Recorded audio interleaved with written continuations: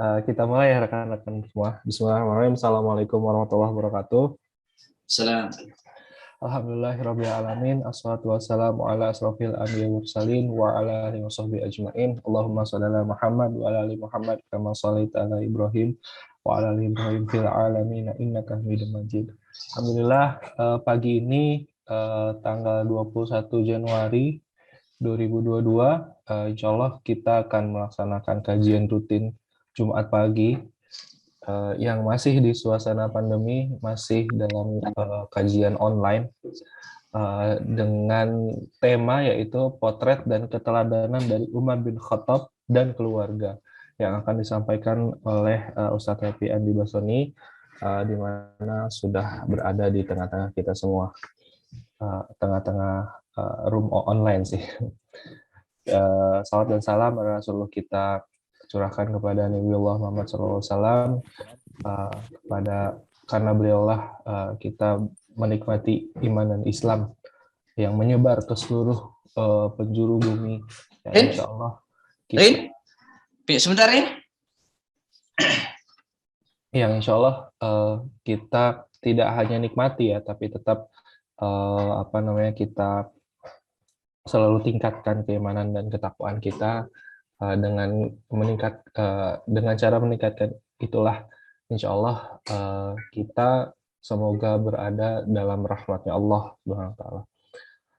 Alhamdulillah pagi ini kita dinaungi oleh sayap-sayapnya malaikat dalam kajian rutin Jumat pagi ini. Insya Allah sudah siap Ustadz Happy Andi Basoni untuk menyampaikannya. Untuk mempersingkat waktu, langsung saja saya serahkan waktu dan tempat kepada Ustadz Happy.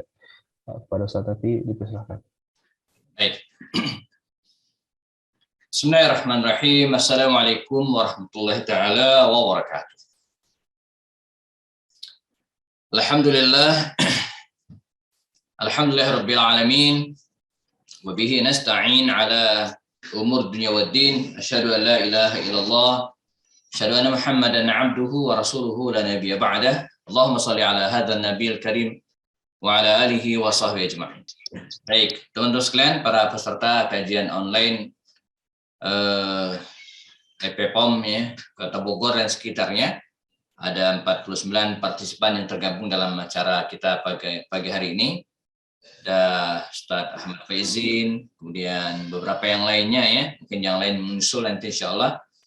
Bersyukur hari ini kita ketemu lagi walaupun masih dalam nuansa belum sempurnanya pulih dari wabah pandemi yang hampir ya mengepung kita selama 2 tahun hampir ya, luar biasa. Recording in progress.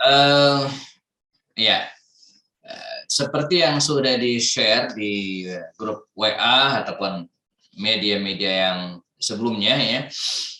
Hari ini kita akan menuntaskan kisah, analisa dan sejarah serta hikmah ya, kehidupan Sayyidina Umar bin Khattab radhiyallahu anhu.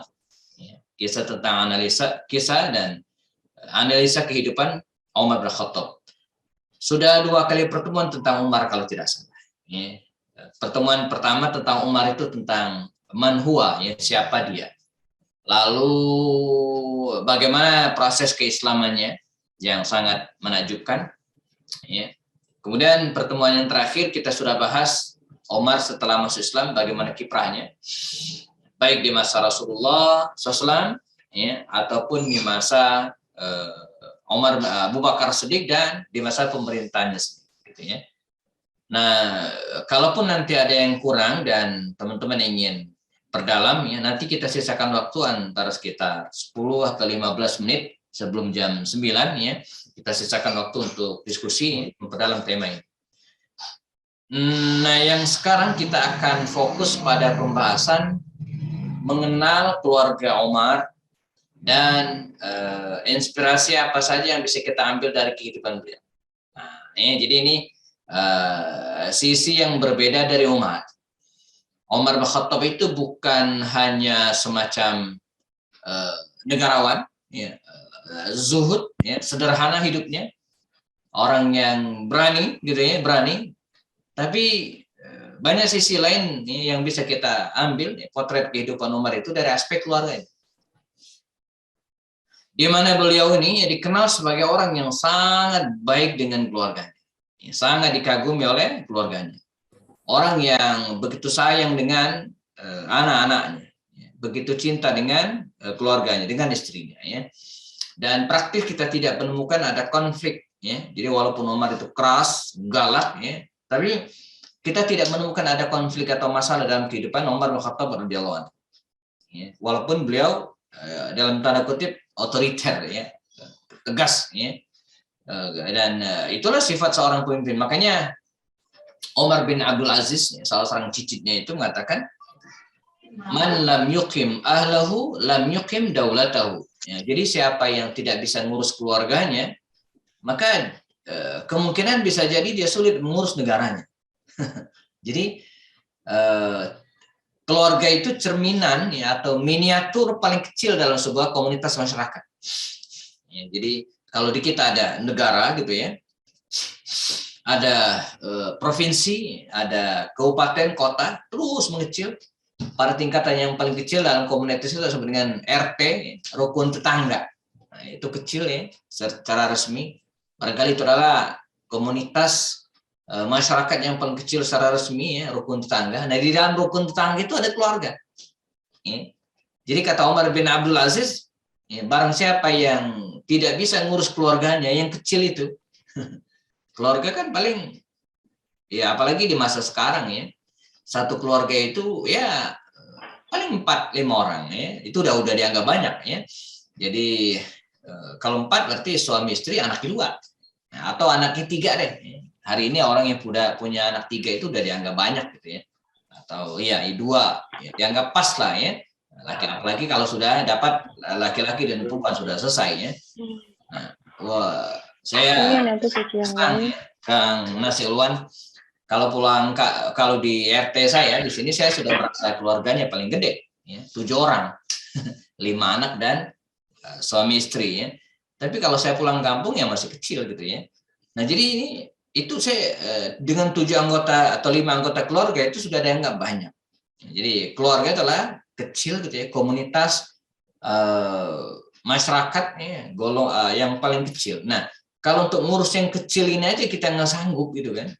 Ya, nggak sanggup, tidak sanggup mengkondisikan istri, tidak sanggup mendidik anak-anaknya gitu kan, memberikan kebutuhan kepada mereka, ya, karena pemimpin itu ya dia bertanggung jawab terhadap semuanya, ya. Pemimpin itu bertanggung jawab terhadap keluarga, terhadap makan orang-orang yang dipimpin. Jadi kalau kepala keluarga tidak bisa ngasih makan anaknya, tidak bisa ngasih makan istrinya, bagaimana mungkin dia bisa suatu saat menjadi RT, menjadi RW, kan menjadi presiden. Ya, seorang wali kota ya harus bertanggung jawab, jangan sampai ada rakyatnya yang kelaparan. Kalau Anda seorang wali kota, ya, kemudian ada rakyat kelaparan, maka Anda dimintai pertanggungjawaban sebagaimana seorang ayah, ya, yang punya anak kelaparan nggak bisa makan, dia tanggung jawab sampai kemudian anak tersebut nanti berhasil mandiri, gitu, ya, menghantarkan. Nah, itu menjadi tanggung jawab juga seorang ayah menghantarkan anaknya menjadi anak yang mandiri.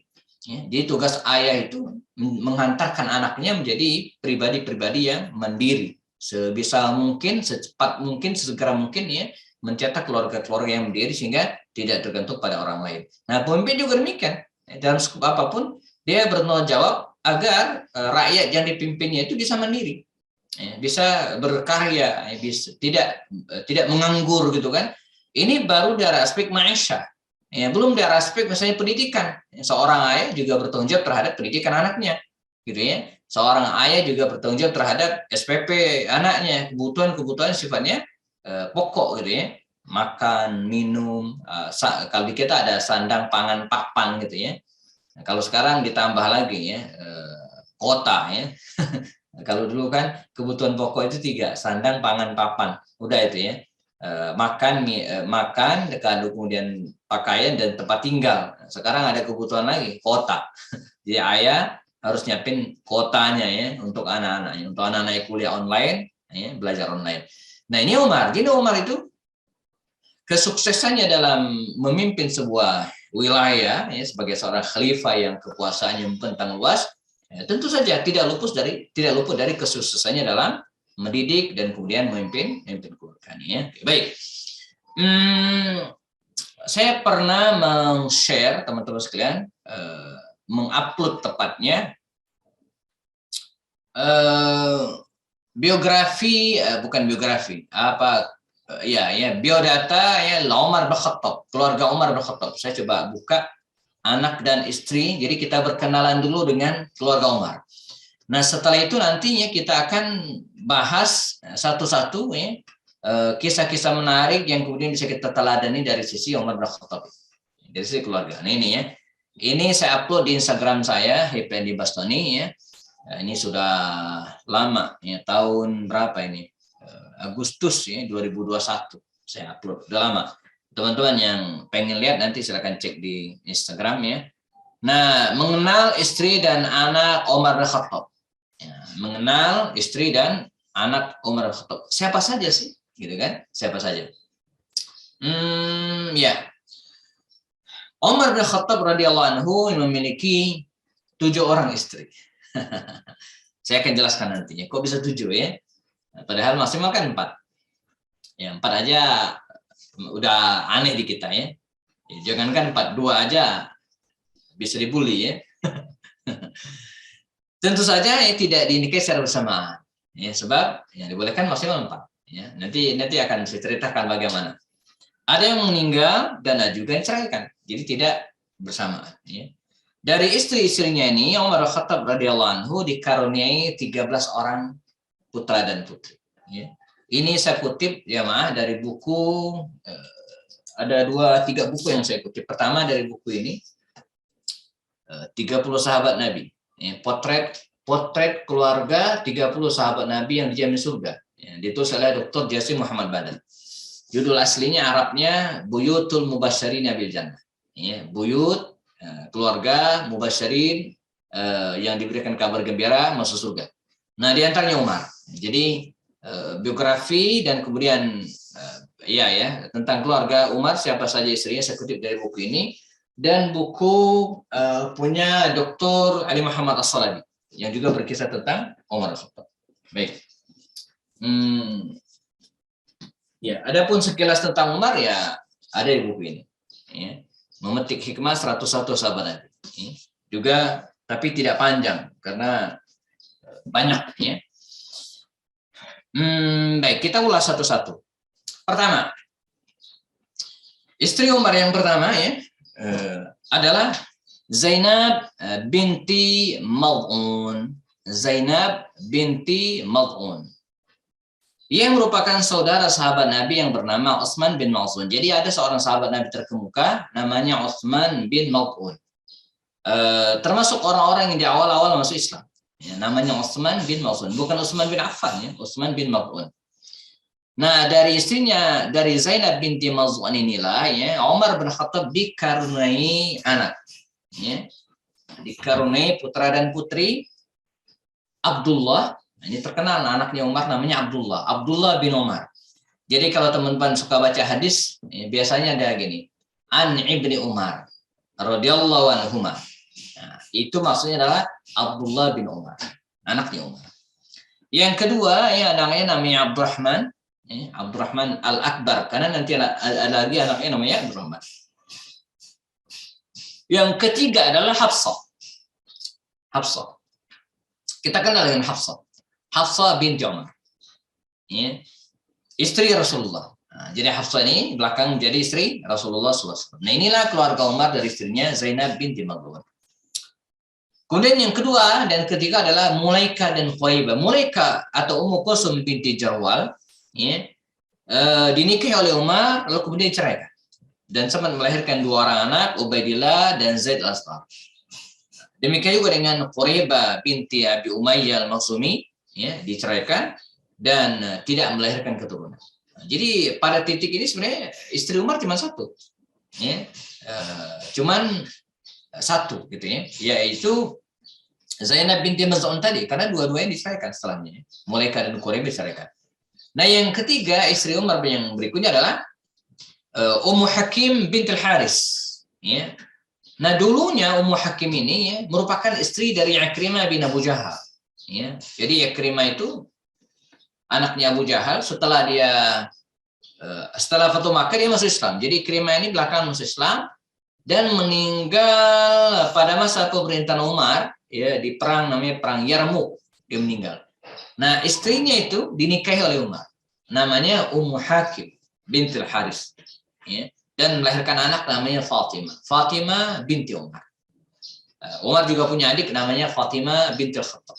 Ya.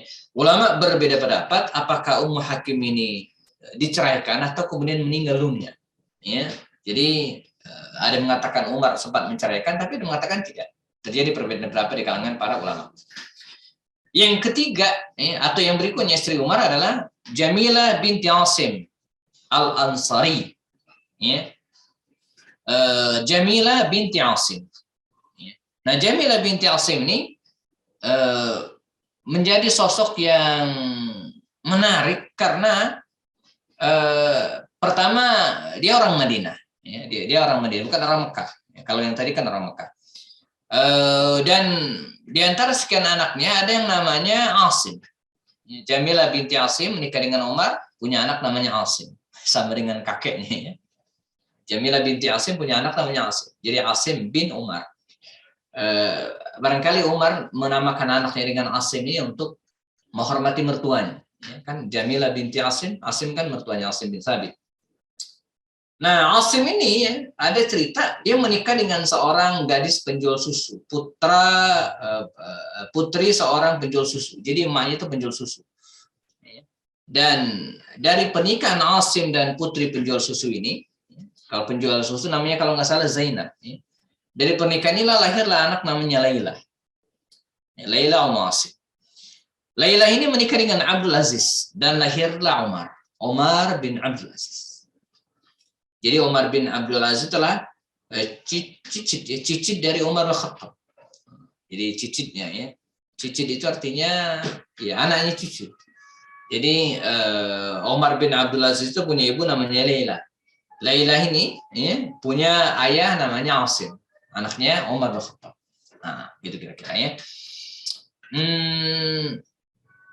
Nah, yang berikutnya adalah Atikah binti Zaid. Ini istri Umar yang berikutnya, Atikah binti Zaid. Ini juga menarik. Karena dia adalah adik dari Sa'id bin Zaid. Sementara Sa'id bin Zaid ini merupakan suami dari Fatimah bintul Khattab.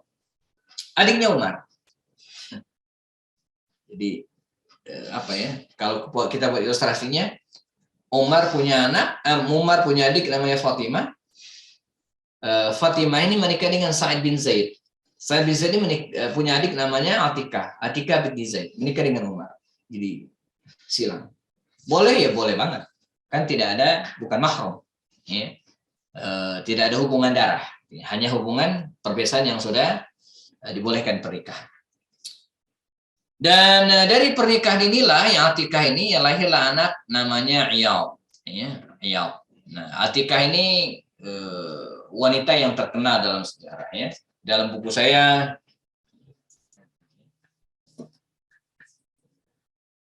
101 tokoh wanita di sisi Rasulullah. Ya. Atikah binti Zaid ini saya kasih judul mana ya? Atikah, janda para sahabat. Janda para sahabat. Mengapa? Karena Atikah ini ya, menikah, sempat menikah dengan beberapa orang sahabat Nabi ya, secara bergantian saja. Anak suami yang pertama namanya Abdullah ya, bin Abu Bakar. Lalu dia menikah lagi setelah Abdullah meninggal, menikah dengan Zaid bin Khattab, abangnya Umar. Zaid bin Khattab meninggal lagi, dia menikah dengan Umar. Umar meninggal, dinikah dengan Zubair bin Awam. Zubair bin Awam meninggal, dia menikah dengan Husain bin Ali. Jadi dia pernah menikah dengan 5 orang sahabat tersebut. Atikah binti Zaid. Ya. Dan ketika Umar meninggal, di antara istri yang masih hidup adalah Atikah. Ya. Nah, yang terakhir adalah Ummu Kulsum binti Ali. Ini lebih menarik lagi. Ini adalah anaknya Ali bin Abi Thalib. Anaknya Ali bin Abi Thalib. Putri bungsu Ali bin Abi Thalib. Dengan Fatimah. Artinya ini adalah cucu Rasulullah. Rasulullah menikah dengan anaknya Umar, Umar menikah dengan cucunya Rasulullah. Jadi lu lagi gitu ya, muter-muter di situ aja. Begitulah para sahabat Nabi dulu. Jadi nggak jauh-jauh nih. Kalau kita kan di jauh, ya. Kayak saya misalnya dari Batu Raja Sumatera menikah dengan orang Jakarta gitu ya, yang masih ada darah Jawanya. Kalau mereka enggak, ya. Mungkin ya karena juga pergaulan mereka kan di situ-situ saja. Dan di masyarakat Makkah juga kabilah yang berkembang ya mereka juga dulu banyak etnis yang lainnya. Ya. Nah lahirlah anak namanya Zaid Al-Aqba dan Nuqayyah. Ya. Dan Umar ketika menikah dengan Ummu Kulsum ini memberikan penghargaan yang sangat tinggi. Dia sampai memberikan mahar 40.000 dirham. 40.000 dirham. Biasanya lazimnya 400 dirham. Ya, biasanya 400 dirham. Ini dia 40.000. Ya, berapa rupiah itu? Satu dirham, satu dinar itu seperempat satu dirham itu seperempat dinar. Satu dinar itu seharga seekor kambing. Jadi kalau kambing harganya 3 juta, berarti seperempatnya sekitar 750. 750 kali 40.000. Berapa rupiah ya? 750 ya, ribu dikali 40.000. Sekitar itulah mahar Umar. Ya. Memberikan penghargaan yang luar biasa. Nah inilah secara umum keluarga Umar bin Khattab. Ya. Ada yang lainnya, dia sempat memiliki keturunan Abdurrahman Al-Awsad dari hamba saya. Dulu ada hamba saya ya, masih ada perbudakan. Dan seiring dengan waktu, kemudian dihapuskannya. Dan ada lagi yang menyebutkan ada anak Umar bernama Abdurrahman Al-Zghar dari hambanya yang lain. Ya, jadi dulu masih ada perbudakan di mana mereka memungkinkan memiliki anak dari budaknya itu ya. Tapi seiring dengan datangnya Islam, maka perbudakan tersebut dihapuskan. Sehingga ketika Rasulullah meninggal dunia, para sahabat meninggal dunia, udah nggak ada lagi perbudakan, dihapuskan. Ya. Jadi kehadiran Islam itu bukan menginisiasi perbudakan, menginisiasi penjajahan enggak, tapi justru kehadiran Islam itu untuk memerdekakan. Jadi kalau perbudakan satu orang saja dimerdekakan dalam Islam, apalagi sebuah negara. Ya, sebuah negara. Ini matching sekali dengan undang-undang kita ya, bahwa tidak boleh ada penjajahan di atas muka bumi ini. Ya, harus dihapuskan. Segala bentuk penjajahan di muka bumi ini harus dihapuskan. Harus berdaulat. Jadi negara itu harus berdaulat. Nah, Islam bukan hanya sebuah negara yang diberikan keharusan untuk berdaulat mereka, tapi juga personal. Ya, karena itu Islam datang untuk memerdekakan fakku raqabah. Di antara hukuman-hukuman bagi pelanggaran berat, misalnya di masa Rasulullah dan para sahabat, ia adalah memerdekakan. Jadi kalau misalnya seorang suami istri berhubungan pada bulan Ramadan, maka dia harus menggantinya dengan puasa 2 bulan berturut-turut. Ya, kalau tidak bisa memberi makan sittina miskinan 60 orang miskin. Kalau nggak bisa maka dia harus memerdekakan budak.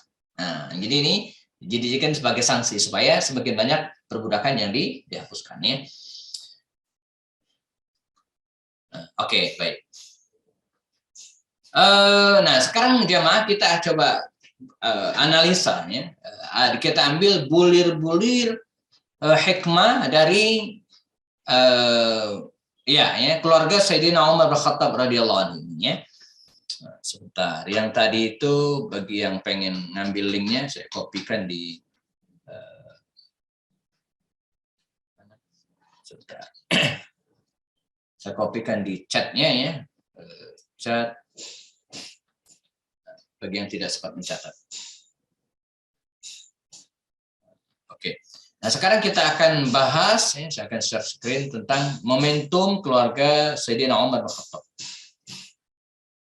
Ya, hikmah apa saja sih yang bisa kita ambil dari kehidupan sahabat Nabi yang mulia ini ya. Ya, pertama ini. Sebentar. Oke. Pertama ya, inspirasi pertama adalah mencarikan suami atau pasangan untuk putrinya. Ini partisipannya sudah masih muda-muda semua kayaknya. Ya ini sebagai bekal kita, sebagai bekal ya. karena waktu itu berjalan tidaklah lambat. Tahu-tahu seperti saya nggak tahu udah punya anak yang dewasa gitu ya, sudah kuliah. Jadi spirit dan pengetahuan seperti ini penting untuk kita pahami jauh sebelum kejadian gitu ya. Jadi jangan sampai udah selesai gitu kan, baru kemudian kita belajar. Enggak. Mencarikan suami atau pasangan untuk putrinya. Kisahnya bagaimana? Ketika suami Hafsah anaknya Umar meninggal dunia. Hafsah ini anak tertua Umar bin yang perempuan ya, dari istrinya Ibnatu Maz'un tadi gitu ya. Nah, lahirlah anak Hafsah dan Abdullah serta Abdurrahman. Nah, ketika Hafsah ini janda, suami meninggal dalam peperangan ya di masa Rasulullah, pada perang Badar atau Uhud ya saya lupa. Dan Hafsah ini ya setelah perang Uhud ya, Hafsah ini janda. Nah, ketika masa iddahnya selesai, ya, artinya sudah berlalu 4 bulan 10 hari setelah suami meninggal, karena iddah seorang wanita itu kan kalau suami yang meninggal, ya, maka 4 bulan 10 hari. Arba'at ashhur wa asyarah.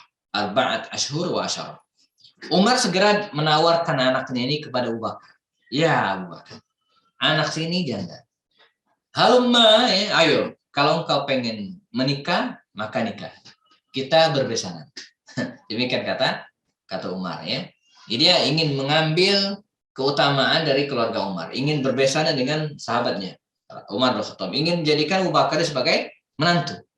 Ini luar biasa. Tapi Abu Bakar diam, tidak merespon, no comment, ya. Nggak menjawab. Lalu Umar yang mendatangi Utsman. Jadi Abu Bakar dulu, ya, baru Utsman.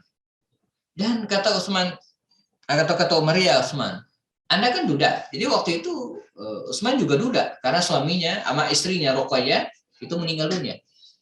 Nah, anak saya janda. Jadi anak saya janda, ya, anak engkau duda. Jadi cocok lah ya, cocok. Pas lah. Kalau engkau mau, kan nikah. Kata Utsman, fi ayyami hadhi, hari-hari ini kayaknya saya belum mikirin untuk nikah. Artinya dia menolak secara halus. Belakangan Umar pun mendatangi Rasulullah. Ya Rasulullah, anak saya ini janda. Saya tawarkan ke Abu Bakar, no comment. Kata Utsman, ketika saya tawarkan dia belum mikirin nikah. Gimana ini? Apa kata Rasul? Ya Umar, jangan khawatir. Sungguh anakmu Hafsah ini akan menikah dengan orang yang lebih baik daripada Utsman. Ya bahkan lebih baik juga dari Abu Bakar. Dan Utsman itu akan menikah dengan wanita yang lebih baik daripada anakmu Hafsah. Sejarah mencatat akhirnya Rasulullah yang menikahi Hafsah, lebih baik daripada Utsman. Sementara Utsman belakang menikah dengan Ummu Kulsum, putrinya Rasulullah, lebih baik daripada Hafsah. Nah, jadi pelajaran bagi kita apa? Seorang ayah kepala keluarga tidak boleh membiarkan putrinya berlama-lama tidak menikah. Baik berlama-lama gadis atau berlama-lama janda. Harus segera, harus dicarikan, ya. Harus turcampur gitu ya. Jadi turcampur yang positif. Jadi seorang ayah harus turcampur memikirkan ya, jodoh anak. Jadi jangan dibiarkan lepas sendirian gitu kan. Baik menseleksi dalam tanda kutip ya, orang yang melamar anaknya atau kemudian memberikan motivasi, bahkan tidak salah kemudian sampai menjodohkan. Jadi bukan aib kalau sampai dijodohkan, ditawarkan gitu kan ya, berbesanan dengan yang lain, itu bukan aib, boleh, nggak masalah ya. Nah tinggal nanti tangan teknisnya supaya izzahnya sebagai seorang ayah tetap terjaga ya, bagaimana caranya itu masalah teknis, tapi bukan hal yang tabu kalau kemudian ya, seorang ayah itu mencarikan jodoh untuk putrinya ya. Nah Umar juga demikian ya. Jadi Umar dan terbukti kemudian putrinya menikah dengan wanita paling mulia yaitu Rasulullah SAW ya. Ini inspirasi yang pertama. Kemudian yang kedua jamaah, intervensi positif terhadap anak. Apa maksudnya? Jadi selama ini kita suka, dan ini bagi yang muda-muda juga gitu ya. Jadi jangan menutup diri dari intervensi terhadap orang tua. Jadi walaupun dia sudah dewasa, walaupun sudah menikah, bahkan walaupun sudah punya anak, itu bukan berarti dia lepas begitu saja. Tetap orang tua tetap harus memantau, mengontrol. Jadi kalau ada hal-hal yang sangat penting gitu kan, dia bisa masuk menyelesaikan urusan rumah tangga tersebut. Dia bukan anaknya berantem meskipun dibiarin itu urusan rumah tangga mereka. Enggak. Ya, yang keliru itu ya kalau kita ikut campur ya, membela sepihak, membela anak kita. Maka dalam Al-Qur'an kan kalau terjadi syiqaq bainahuma ya, kalau terjadi pertengkaran antara suami dan istri, apa kata Al-Qur'an? Fab'asu hakaman min ahlihi wa hakaman min ahliha. Jadi harus ada hakimnya. Ini kan intervensi artinya untuk menyelesaikan masalah tersebut sebelum berlarut-larut. Jadi ya nggak mesti langsung tiba-tiba ke pengadilan, nggak, selesaikan secara kekeluargaan dulu. Karena itu Umar bin Khattab ketika melihat dan tersebar isu bahwa Rasulullah menceraikan istri-istrinya, termasuk Hafsah, maka Umar tidak tinggal diam. Ini ada apa gitu kan? Maka dia segera mendatangi Rasulullah, mengklarifikasi hal tersebut, dan ternyata Rasulullah tidak menceraikan istrinya, gitu kan? Atau tidak menceraikan Hafsah, walaupun pernah mau. Jadi Rasulullah itu pernah saking cemburunya Hafsah itu pernah ingin menceraikan Hafsah. Tapi kata malaikat jangan. Fa innaha sawwama wa qawwama.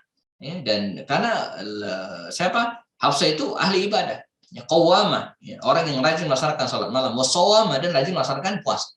Maka Nabi tidak jadi menceraikan Hafsah. Ya, nah ini jadi boleh gitu ya seorang ayah ya, atau seorang ibu bahkan ikut campur yang positif. Intervensi positif terhadap anaknya. Jadi jangan dibiarkan. Jangan dibiarkan mereka mencari jodoh sendiri tanpa intervensi dari kita. Jangan dibiarkan mereka berkelahi sendiri dalam rumah tangganya tanpa kita lerai dan diberikan solusi, walaupun mereka sudah menikah. Ya.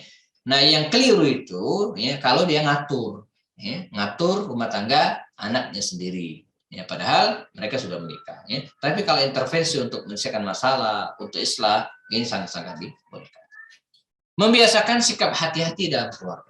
Ini juga tradisi Umar. Ketika Umar bin Khattab suatu saat istrinya menjual minyak wangi ya, dan Umar mencium ada aroma wangi di kerudung istrinya ini. Ketika ditanya, ternyata istrinya Umar ini tanpa sengaja memercikkan minyak wangi jualan ini ke kerudungnya gitu kan.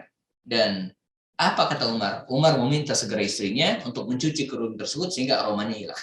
Jadi jangan sampai memanfaatkan gitu kan barang orang lain, milik orang lain. Ya, jadi ini sikap hati-hati yang sangat sangat luar biasa ya. Bahkan dalam kisah yang lain dikatakan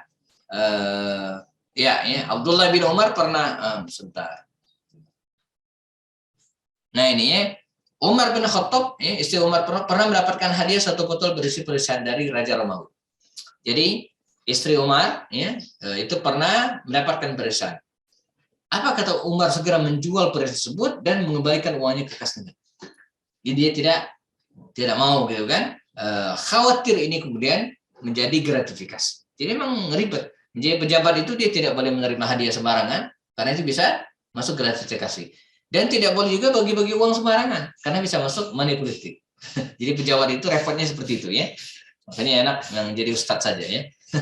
Yang keempat, melipat gandakan hukuman bagi keluarganya yang bersalah tentu saja. Ketika diangkat menjadi khalifah, Umar mengumpulkan keluarganya dan mengatakan, tidaklah aku mengetahui seseorang yang melakukan suatu keburukan, sesuatu yang dilarang, melainkan aku akan lipat gandakan hukuman baginya. Jadi bukan malah diringanin, mentang-mentang keluarganya diringanin, enggak. Justru karena mentang-mentang keluarganya diberikan hukumannya 2 kali lipat. Supaya keluarganya betul-betul waspada dan tidak melakukan. Nah ini berbeda dengan kondisi kita hari ini, di mana ketika ada keluarga yang melakukan kesalahan dimaafkan, ya, dan ini yang merusak hukum tatanan hukum ya. Yang kelima, khawatir menyalahgunakan kekuasaan. Abdullah bin Umar pernah mengembalakan ternaknya di tempat umum sehingga ternaknya itu gemuk-gemuk dan segar-segar, dijual dengan banyak keuntungan. Apa melakukan Umar? Umar justru menyita keuntungan tersebut dan mengembalikannya ke kas negara. Alasan Umar, anaknya mengembalakan ternak di tempat umum, sehingga menghalangi orang-orang yang mungkin pengen mengembalakan ternak di situ, tapi karena ada Abdullah bin Umar anak khalifah jadi nggak bisa, sehingga ini dianggap Umar sebagai suatu hal yang salah, keliru. Ya. Jadi dianggap tindakan Abdullah bin Umar itu menghalangi orang lain untuk mendapatkan fasilitas. Jadi segitunya, gitu kan Umar. Sangat-sangat berhati-hati. Dia tidak ingin keluarganya menikmati fasilitas negara, fasilitas pemerintahan. Ya. Bahkan hal yang sifatnya syubhat sekalipun ini kan boleh, ini kan fasilitas umum, ya, fasilitas umum. Tapi Umar tidak. Ya. Umar mengangkat anaknya dan kemudian jangan sampai memanfaatkan fasilitas umum sehingga menghalangi orang lain. Nah ini. Tapi kalau tidak menghalangi orang lain ya boleh saja. Tapi kalau menghalangi tidak dibolehkan. Ya. Yang ke berikutnya mana tadi? Ya ini mirip dengan tadinya. Istri Umar pernah mendapatkan hadiah botol tersian sudah. Nah ini naik lagi sih 5, 6. Nah ini pentingnya, memberikan motivasi kepada anak agar lebih percaya diri. Ya. Suatu saat Rasulullah bersama dengan para sahabat. Beliau bertanya kepada para sahabat, kata Rasul, tahukah kalian pohon apa yang menjadi perumpamaan umat Islam, tapi dia tidak luruh, dia tidak rontok? Itu saat masjid itu nggak ada yang bisa jawab. Maka Nabi mengatakan pohon itu adalah pohon kurma. Nah, jadi Rasulullah ya memberikan semacam pertanyaan gitu kan. Jadi sebelum menyampaikan materi ini metodologi pengajaran yang sangat baik. Pohon apa kata Rasul yang tidak gugur, tidak rontok, tapi menjadi perumpamaan kaum muslimin? Tidak ada yang bisa jawab. Itu adalah pohon kurma kata Rasul. Nah belakangan ketika Abdullah bin Umar ini pulang dan ketemu paknya, katanya, ya abati, wahai ayah, tadi saya tahu sebenarnya jawabannya. Ketika Nabi bertanya, saya bisa menjawab itu pohon kurma. Kata Umar, kenapa nggak jawab? Kata dia apa? Saya malu menjawab. Karena ada yang lain, kan banyak bapak-bapak yang lain. Nggak enak, jadi malu ya, nggak enak dengan yang lainnya. Apa kata Umar? Wahai anakku, kata Umar, sungguh kalau suatu saat nanti engkau menemukan peristiwa yang sama, gitu kan, maka angkat tangan. Menjawab dengan sopan, Umar memberikan motivasi kepada anaknya. Ini juga pelajaran bagi kita bagaimana suatu saat teman-teman sekalian yang mungkin sudah menikah punya anak, ya, di antara tugas orang tua itu adalah memberikan harapan, memberikan motivasi, memberikan rangsangan, memberikan wejangan, gitu kan, yang baik kepada anak-anaknya. Karena itu di antara tugas kita sebagai orang tua. Selain terakhir, sabar menghadapi istri. Ini kisahnya memang tidak sampai pada derajat sahih, ya, tapi diriwayatkan oleh 2 atau paling tidak 3 riwayat, ya. Suatu saat ada seorang ingin datang ke rumahnya Umar, melaporkan bahwa dia punya istri yang galak. Mungkin dimarahi oleh istrinya gitu kan. Dia datang ngeluh kepada Umar. Namun ketika berada di depan pintu Umar, dia kaget. Dia dengar di dalam kedengaran Umar diomelin oleh istrinya. Sama dong itu ya, sama. Jadi laki-laki ini datang, dia mendengar, ternyata Umar diomelin istri juga. Percuma dong laporan nih, jadi senasib gitu ya. Maka dia pergi. Namun sebelum pergi, Umar memergoki. Kata Umar, ada apa? Kata dia, enggak masalah. Enggak, kata Umar. Masa ente datang enggak ada masalah apa-apa? Maka dicerita. Ya? Maka dia ceritakan. Apa kata Umar? Bahkan laki-laki ini bertanya, saya pengen cerita ya Umar. Istri saya galak sekali. Gimana ngatasinnya? Tapi tadi saya dengar Anda juga digalakkan oleh istri. Jadi percuma saya laporan. Kata Umar, kata laki-laki itu, kok bisa sih? Ini kan galak, ditakuti orang. Kok sama istri ya takut? Ini namanya ikatan suami takut istri. Kata Umar, bagaimana mungkin saya bisa galak, gitu kan, kasar terhadap wanita yang telah Umar menyebut 3 hal. Pertama, wanita yang telah menyiapkan makanan bagiku. Ya, tabakhat li al-khubza, ya, yang telah menyiapkan makanan untukku. Jadi masa saya bentak-bentak orang wanita yang telah menyiapkan makanan untukku? Bagaimana mungkin saya akan membentak wanita yang telah, kata dia, menyiapkan pakaian untukku? Ya, yang telah menyiapkan pakaian, menyiapkan makan, pakaian, dan yang ketiga, kata Umar, bagaimana mungkin saya akan marah. Bagaimana mungkin saya tidak hormat kepada wanita yang telah menyusui anak-anakku. Jadi yang pertama adalah wanita yang telah menyiapkan makananku di dapur. Ini urusan dapur. Yang telah mencuci pakaian, menyiapkan pakaian. Ini urusan sumur.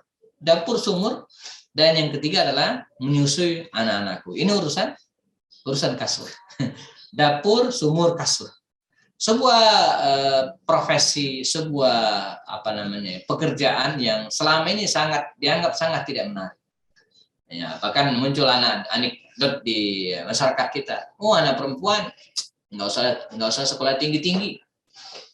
Ntar juga dapur, sumur, kasur, gitu kan? Jadi bagi kita ini bukan suatu kegiatan yang keren gitu ya, bukan bertur gitu, bukan. Tapi bagi Umar ini adalah pekerjaan yang sangat terhormat. Sampai dengan cara itu Umar tidak berani membentak istri.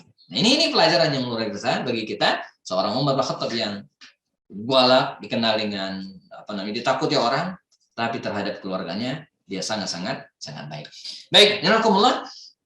Jambi Studio hari ini pukul 8.40 maaf ya 8.45 ya.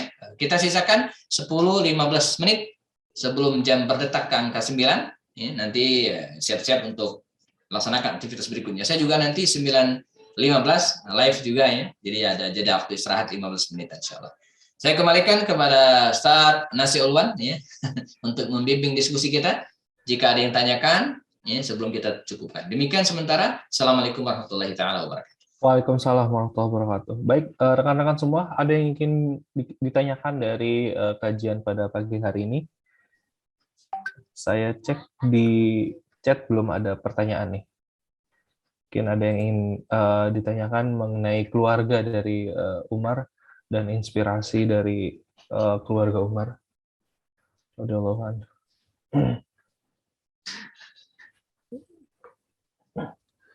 Gimana? Rekan-rekan, ada? Silakan.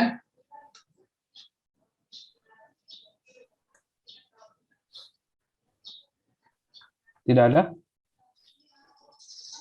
Oke. Baik. Mungkin kalau tidak ada, kita tutup saja, Ustadz. Kita tutup dengan doa. Silakan Ustadz Happy yang pimpin doa pada pagi hari. Baik. Teman-teman sekalian, kita cukupkan ta'lim pada pagi hari ini dengan doa. Semoga Allah SWT memberikan keberkahan dalam hidup kita, ya, apalagi di hari Jumat, hari yang penuh berkah dan memudahkan segala urusan kita ya. Yang jodohnya belum tiba, semoga dimudahkan. Yang sudah menikah belum punya keturunan, semoga diberikan momongan ya, yang soleh dan soleha. Yang rumahnya masih ngontrak ya, semoga diberikan oleh Allah kemudahan untuk mendapatkan rumah ya. Demikian juga dengan yang lainnya ya, kesulitan-kesulitan kita diangkat oleh Allah SWT dan diberikan kemudahan. A'udzubillahi minasyaitonir rajim. Bismillahirrahmanirrahim. Salam radhiyallahu ta'ala an sadatina wa sahabi Rasulillahi ajmain walhamdulillahirabbil alamin. Hamdasyakirin hamdan na'imin hamdan yuafi ni'amahu yukafi mazidah. Allahumma rabbana lakal hamdu kama yanbaghi li jalali wajhikal karim 'azim sultanik. Allahumma yassir umurana kullaha wa la tu'assir. Allahumma yassir umurana kullaha wa la tu'assir. Allahumma yassir umurana kullaha wa la tu'assir ya rabbal alamin. Allahumma arzuqna ilman nafi'ah wa amalan mutaqabbala wa rizqan halalan tayyiban mubarakan ya rabbal alamin. Allahumma rabbana hab lana min azwajina wa dhurriyyatina qurrata a'yun waj'alna lil muttaqina imama. Allahumma rabbana ja'alna muqimis salah wa min dhurriyyatina rabbana taqabbal du'a. Rabbana atina fid dunya hasanah wa fil akhirati hasanah wa qina adzabannar. Subhana rabbika rabbil 'izzati 'amma yasifun wa salamun 'alal mursalin walhamdulillahi rabbil alamin. Baik, amin ya rabbal alamin. Semoga apa yang kita harapkan dan itu menjadi kebaikan bagi kita semua dan mungkin musibah yang datang kepada kita menjadi pelajaran bagi kita semua. Dan semoga kajian pada pagi hari ini kita bisa terapkan di kehidupan kita sehari-hari. Saya juga undur diri, Ustadz. Kita akhiri. Assalamualaikum warahmatullahi wabarakatuh. Billahi taufiq wal hidayah. Assalamualaikum warahmatullahi wabarakatuh. Assalamualaikum warahmatullahi wabarakatuh. Terima kasih Ustadz Happy.